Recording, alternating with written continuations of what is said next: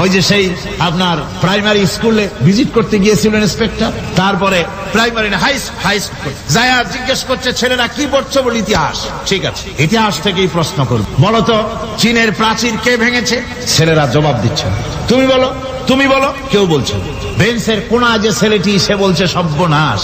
কেউ যখন স্বীকার করে না, এটা তো আমার মাথায় আসবে। সব শেষ ইন্সপেক্টর তাকে বলছে, তুমি বলো তো কে ভেঙেছে চীনের প্রাচীর? কয় স্যার, গ্রামে আমার দুষ্টমির যথেষ্ট বদনাম আছে, কিন্তু চীনের প্রাচীর ভাঙার মতো দুষ্কর্ম আমি করি নাই।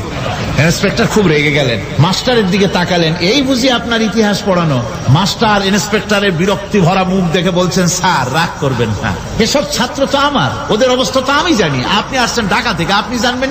আমি হলফ করে বলতে পারি আমার ক্লাসের কোন ছাত্র চীনের প্রাচীর ভাঙে নাই। ইন্সপেক্টর রাগ হইয়া চলে গেছে হেডমাস্টারের রুমে, যায় বলছে যে আমি আপনার স্কুলের গ্রান্টকে আমি নাকচ করে দেবো, মঞ্জুরি আমি ক্যান্সেল করে দেবো। কেন? এই অবস্থা। হেডমাস্টার বলছে, স্যার রাগ করবেন, আপনার জন্য কিছু টাকা পয়সাও রাখছি হাদিয়া, বড় একটা চর্বিযুক্ত খাসিও জবাহ করা হয়েছে, পুকুর থেকে রুই মাছ তোলা হয়েছে। তারপরেও আমার ছাত্ররা, টিচাররা বলার পরেও যদি আপনার সন্দেহ হয়ে থাকে যে আমার ছাত্ররাই ভাঙছে, তো ওই আপনি অসন্তুষ্ট হবেন না, রাগ করবেন না স্যার, ওই প্রাচীর ভাঙতে যা খরচ লাগে আমি কিছু খরচ দেবো, তো আপনি রাগ করেন। এখন চিন্তা করেন, স্কুলের ছাত্র থেকে শুরু করে হেডমাস্টার পর্যন্ত জ্ঞানের বহর।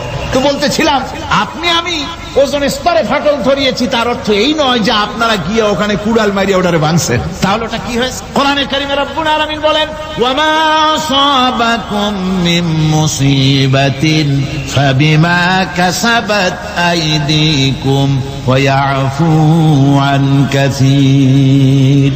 যত বিপদ তোমাদের উপর আরোপিত হয়, সমস্ত বিপদ তোমাদের দুই হাতের কামাই করা। কে বলছেন? আল্লাহ পাক। ওজন স্তরে ফাটল ধরেছে, এটা বিপদ, বিশ্বের সমস্ত মানব সভ্যতা সৃষ্টি জগতের জন্য বিপদ। এই বিপদের জন্য দায়ী পৃথিবীর মানুষ। কিরকম? সেটা হচ্ছে গাড়ির পেছন থেকে যে কালো ধোঁয়া বের হয়, কল কারখানার চিমনি থেকে যে কালো ধোঁয়া বের হয়, এই কালো ধোঁয়াগুলি, তারপরে সমস্ত কেমিক্যাল উইপেন সেগুলি যে টেস্ট করা হয়, তার রিয়াকশন ইত্যাদি, এই কালো ধোঁয়া এবং সমস্ত মারণাস্ত্রগুলি এক্সপেরিমেন্ট করার সমস্ত এই রিয়াকশন সবগুলি গিয়ে ওই ওজন স্তরে ফাটল ধরিয়ে দিয়েছে। আস্তে করে পাতলা হয়ে এটা ফেটে গিয়েছে, অতি বেগুনি রশ্মি আসা শুরু করেছে। এটাকে বন্ধ করার জন্য বিজ্ঞানীরা আজ মরিয়া হয়ে গিয়েছে। ইনশাআল্লাহ আল্লাহ পাক তার বিজ্ঞানীদের মানুষের মাথায় বুদ্ধি এনে দিবেন, রিপেয়ারও হয়ে যাবে ইনশাআল্লাহ। সবাই বলেন ইনশাআল্লাহ।